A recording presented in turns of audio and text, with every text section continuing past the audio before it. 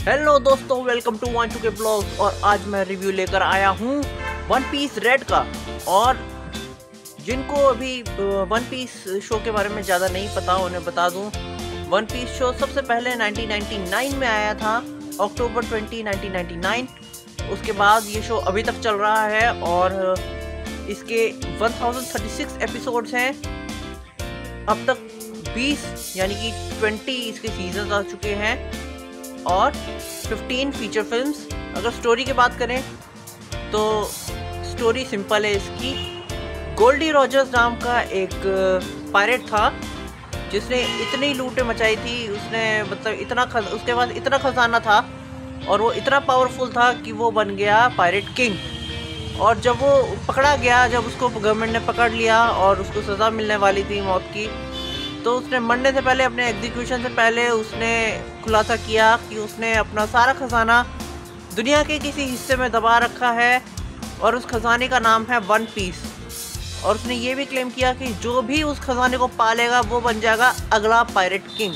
सारी भागम भाग शुरू होती है, सारी जो एडवेंचर्स हैं वो शुरू होते हैं। सारे के सारे जितने भी पायरेट्स हैं, जितने भी समुद्री लुटेरे हैं, वो सारे लग जाते हैं इसी भागम भाग में, इसी रेस में कि कौन पहले पहुंचता है वन पीस तक। और वन पीस की स्टोरी में एक चीज़ और इंटरेस्टिंग है, the grand line. One piece का जो मैप है, अगर उसको देखो तो उसमें आपको मिलेगा the grand line. The grand line ऐसा समझ लो जैसे इक्वेटर है हमारी, वैसे ही द ग्रैंड लाइन है। और उस ग्रैंड लाइन को पार करना बहुत मुश्किल है क्योंकि वहाँ पे आपको मॉन्स्टर्स मिल सकते हैं। वहाँ ढेर सारे आइलैंड्स हैं जिन पे एडवेंचर हमारा चालू रहता है। द ग्रैंड लाइन, वहाँ पे आपको पता नहीं क्या देखने को मिल जाए, कुछ नहीं कह सकते। मॉन्स्टर्स मिल जाए, पायरेट्स मिल जाए, क्या मिल जाए। और ग्रैंड लाइन में कई बार होता है कि अनप्रिडिक्टेबल मौसम होता है, कब क्या हो जाए कुछ नहीं कह सकते। बहुत से पायरेट्स अपनी जान भी गंवा देते हैं, अपना क्रू खो देते हैं, अपनी शिप खो देते हैं। अगर वो बच भी जाएं तब भी उनके पास कुछ नहीं बचता अपना जर्नी आगे कंटिन्यू करने के लिए। तो द ग्रैंड लाइन बहुत ही इम्पोर्टेंट जगह है स्टोरी के लिए क्योंकि वहाँ पे जाके सारा खेल बदल सकता है। तो बहुत सारे पायरेट्स हैं जो ग्रैंड लाइन को सरवाइव भी कर लेते हैं। ग्रैंड लाइन को सरवाइव करके बहुत सारे पायरेट्स आगे भी निकल जाते हैं, लेकिन वन पीस किसको मिलेगा, ये सबसे बड़ा सवाल है। और इस सवाल का जवाब पाने के लिए आपको देखना पड़ेगा वन पीस फुल सीजन। और अगर नहीं देखा है तो देखना शुरू कर दो क्योंकि ये मूवी आपको आपका इंटरेस्ट बढ़ा देगी। तो अब मूवी की बात करते हैं। तो वन पीस मैंने देखी थी यहाँ पीवीआर में। थैंक यू पीवीआर को, तो थैंक यू हमेशा बोलना पड़ेगा भाई, क्योंकि पीवीआर ना होता तो शायद हम लोगों को एनीमे इंडिया में देखने को ना मिलता है शायद इतना इजीली। पीवीआर में ही जितनी भी एनीमे मूवीज अब तक रिलीज़ हुई हैं सारी पीवीआर में हुई हैं और इसके लिए तो पीवीआर को हर बार थैंक यू बोलना बनता है। पीवीआर ना होता तो हम लोग शायद एनीमे देख भी ना पाते। तो थैंक यू पीवीआर। अब बताता हूँ आपको वन पीस रेड मूवी के बारे में। तो वन पीस रेड मूवी ऐसा समझ लो कंटिन्यूशन है भी और नहीं भी, क्योंकि अगर आपने एनिमे शो इसका नहीं भी देखा तब भी आपको फ़र्क नहीं पड़ेगा। और अगर देख रखा है तो आपको ऑलरेडी पता है कि क्या हो सकता है क्या नहीं हो सकता, आपको और मज़ा आएगा क्योंकि आपके जाने पहचाने कैरेक्टर्स मिलेंगे। और अगर आप पहली बार देख रहे हो तब भी आपको कोई दिक्कत वाली बात नहीं है, क्योंकि अगर पहली बार भी देख रहे हो तब भी बहुत मज़ा आएगा भाई, बहुत मज़ा आएगा, सही बता रहा हूँ। क्योंकि ये जो रंग बिरंगी दुनिया है ना पायरेट्स की, भाई ये एक अलग एडवेंचर है, एक अलग मज़ा है। तो भाई इसको मिस मत करना। इसके कुछ फ़न एलिमेंट्स की बात करते हैं। तो फ़न एलिमेंट्स है डेविल फ्रूट। ये फ्रूट जो खा ले उसके पास सुपर पावर्स तो आती हैं, लेकिन एक शर्त पे। इस फ्रूट खाने के बाद जो आपके पास सुपर पावर्स आती हैं उसके बदले आपकी स्विमिंग एबिलिटी चली जाती है। यानी कि गहरे पानी में आप स्विम नहीं कर सकते, समुद्र में आप गिर गए तो आप स्विम नहीं कर पाओगे, आप डूब जाओगे। तो ये एक तरह का कर्स है जो इस फ्रूट को खाने के बाद आता है। आपको सुपर पावर्स मिल जाएंगी, लेकिन आप भाई फिर पानी में अगर गिर गए तो फिर गए तो गए, और अगर किसी ने बचा लिया तो फिर आपकी कहानी बढ़ जाएगी आगे। तो ये चीज़ है इसमें। तो अब मेन कैरेक्टर पे आते हैं। मंकी डी लूफी, जिसको रेड हेड शैंक्स ने बचपन से उसका ख्याल रखा, उसके क्रू का हिस्सा, अपने क्रू का हिस्सा बना के रखा मंकी डी लूफी को जब वो छोटा बच्चा था। और इस मूवी में जो मेन कैरेक्टर है यूटा, वो यूटा भी शैंक्स की ही बेटी है। वो और लूफी बहुत अच्छे दोस्त होते हैं, लेकिन ये चीज़ हमें इस मूवी में बहुत आगे देखने को मिलती है जब लूफी और उसका क्रू यूटा के कॉन्सर्ट देखने जाते हैं। और यूटा का कॉन्सर्ट ख़त्म होने के बाद जब लूफी यूटा के पास जाके उसको गले लगा लेता है हज़ारों लोगों के सामने, तब लोगों को पता चलता है कि यूटा और लूफी तो बचपन के दोस्त हैं, ये तो साथ में पले बड़े हुए। और तब उसके क्रू को पता चलता है कि ये तो शैंक्स की बेटी है, यूटा शैंक्स की बेटी है। और अब सब इतने खुश हैं कि भाई अब शैंक्स इतने सालों से दिखा नहीं है, तो क्या पता अब इसका अपनी बेटी का कॉन्सर्ट देख के हो सकता है शैंक्स भी आ जाए। तो भाई बहुत कुछ है देखने को फिल्म में। अब यूटा भाई वैसे तो कैरेक्टर अच्छी लगी, लेकिन जब उसके विलेनस प्लान सामने आए तब लगा भाई ये तो कहानी में ट्विस्ट आ गया, क्योंकि भाई ऐसा एक्सपेक्ट तो नहीं किया था। पहले लग रहा था स्टोरी को देख के स्टार्टिंग में और ट्रेलर देख के कि यूटा के साथ शायद कुछ हो जाएगा, क्योंकि यूटा सेलिब्रिटी है, लूफी और उसका क्रू यूटा को रेस्क्यू करेंगे या कुछ होगा। लेकिन यहाँ तो कहानी में ट्विस्ट आ गया, यूटा उल्टा हीरोइन की जगह विलन निकली।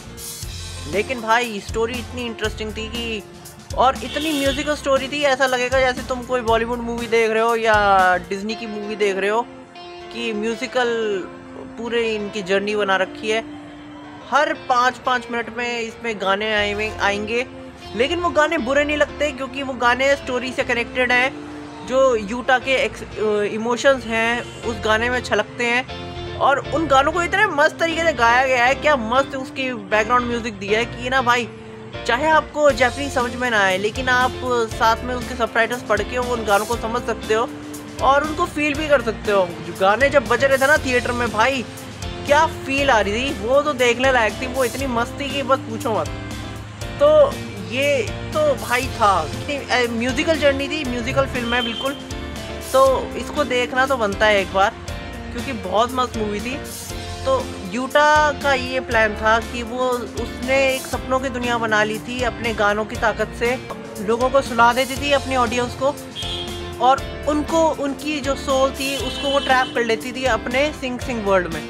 अब सिंग वर्ल्ड ये है कि ऐसा समझ लो एक बड़ा सा सपना जिसके अंदर उसने सबको कैद कर दिया, और जो वो दिखाना चाहती है सब दुनिया को वही दिख रहा है। और यही एक तरीका था जिससे वो सब लोगों को अपने पास पकड़ के रख सकती थी कि जब तक ये लोग क्या कहते हैं मेरे साथ रहेंगे, तब तक मेरी ऑडियंस हमेशा खुश रहेगी मेरे गाना गाने से। और इस चक्कर में वो सोती नहीं थी, वो एक फ्रूट खाती रहती थी, जिसकी वजह से वो हमेशा जगी रहती थी। वो अपनी पावर्स को यूज़ करके लोगों को उसने एक तरह से कैदी बना लिया था अपने सपनों की दुनिया का। कन्विंस करने की कोशिश करती है लूफी को कि तुम भी रुक जाओ, लेकिन लूफी कहता है नहीं, मैं पायरेट हूँ और मेरा आगे सफ़र चलता रहेगा। तो वो लूफी और उसके क्रू को भी बेहोश कर देती है और अपने सपनों की दुनिया में ले आती है। सपनों की दुनिया में भी गार्ड्स लगा रखे हैं, जो उसके सपनों की दुनिया को एस्केप करने की कोशिश करेगा, वो गार्ड्स उस पर अटैक करेंगे, उससे लड़ेंगे, उसको हराएंगे, ताकि वो बंदा कमज़ोर हो जाए और सपनों की दुनिया से बाहर ना निकल पाए। और जब एंड इसका बहुत मस्त है भाई, क्योंकि एंड में शैंक्स आएगा। हाँ भाई, इसमें कैमियो शैंक्स का है। शैंक्स आएगा और वो यूटा को समझाएगा कि वो गलत कर रही है। अब यूटा के पीछे ऑलरेडी उसके बहुत सारे एनिमीज लगे हुए हैं, वो उन एनिमीज को भी हराएगी, साथ में अपने विलेनस प्लान्स को भी आगे बढ़ाएगी, क्योंकि यूटा को लग रहा है जो वो कर रही है वो सही है। और बाकी जो जैसे पायरेट्स वगैरह है, वो क्योंकि लूट पाट करते हैं, मार काट मचाते हैं, तो वो पायरेट्स के अगेंस्ट खड़ी हुई है। जबकि वो खुद शैंक्स की बेटी है, खुद एक पायरेट की बेटी है, और वो पायरेट्स के अगेंस्ट खड़ी हुई है। तो ये भी एक इंटरेस्टिंग पॉइंट है मूवी का। और ये भी चीज़ है कि ये बात गवर्नमेंट को पता है, मरीन्स को पता है, और मरीन्स और गवर्नमेंट ने हाथ मिला लिया है यूटा को पकड़ने के लिए, और उन्होंने वॉरियर्स भेजे थे यूटा को जो पिट गए। लूफी का जो क्रू है वो सपनों की दुनिया में है, लेकिन उन्होंने कहा या भाई ये तो गड़बड़ बात हो गई। चाहे यूटा शैंक्स की बेटी हो और चाहे वो लूफी की दोस्त हो बचपन की, लेकिन ये तो कोई बात नहीं होती कि आप किसी को अपनी मर्जी से बस कहीं पे भी कैद कर दो। तो अब लूफी अपने सारे दोस्तों के साथ मिलके, अपने क्रू के साथ मिलके यूटा को हराने के लिए बस लड़ने पे लगा हुआ है, सपनों की दुनिया से बाहर निकलने के लिए। और शैंक्स आता है यूटा को समझाने के लिए कि वो जो कर रही है गलत कर रही है। यूटा को उसने समझाया, उससे लड़ाई करी।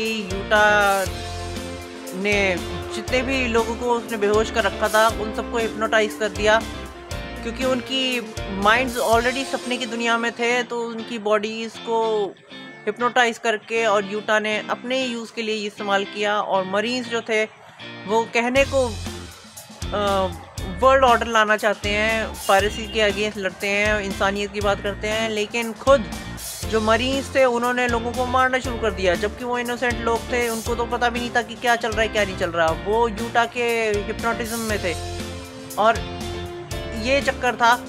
तो जब शैंक्स ने बोला कि अपने क्रू को कि कोई गोली नहीं चलाएगा क्योंकि ये लोग इनोसेंट लोग हैं और इनका कोई कसूर नहीं है, तो उन लोगों ने सारे हथियार डाल दिए और अपने हाथों से ही लड़ाई करी ताकि कोई भी सिविलियन ना मरे, क्योंकि वो सारे यूटा के हिप्नोटिज्म में थे। तो उन्होंने यूटा को पकड़ा, यूटा को मतलब हराया, और फिर जितने भी लोग सपनों की दुनिया में थे उन सबको आज़ाद कराया उसके सपनों से।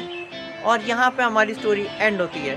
तो दोस्तों ये बहुत मतलब इतना मस्त मूवी थी ना, इसमें एक्शन, कॉमेडी, डांस, म्यूज़िक सब कुछ था, मतलब फुल एक्शन पैक्ड धमाल। तो अगर तुम लोगों ने नहीं देखा है तो देखो, PVR में लगी हुई है एनिमे वन पीस रेड, साल की तीसरी मूवी है। इससे पहले हमने jujutsu Kaisen 0, dragon ball super hero, और अब ये तीसरी मूवी है वन पीस रेड जो एंजॉय करी है। और आगे देखते रहना, हम एनिमे फैंस की वजह से इंडिया में और भी एनिमे मूवीज़ आएंगी और हम इसे एंजॉय करेंगे। तो मेरा मूवी रिव्यू कैसा लगा ज़रूर बताना, और मिलते हैं अगले व्लॉग में। तब तक मेरे चैनल के साथ बने रहना, लाइक करो, शेयर करो, सब्सक्राइब करो, क्योंकि अगर मुझे ऐसे ही आगे बढ़ना है हिम्मत के साथ, इन मोटिवेशन के साथ, इंस्पिरेशन के साथ, तो मेरे को आपका सब्सक्रिप्शन चाहिए, लाइक चाहिए, व्यूज़ चाहिए। तो भाई मेरे चैनल के साथ बने रहना। मेरे चैनल को सब्सक्राइब नहीं किया तो सब्सक्राइब कर लो और बने रहो वांशु के ब्लॉग्स के साथ। और मिलते हैं अगले व्लॉग में, तब तक लिए बाय, जय हिंद, वंदे मातरम।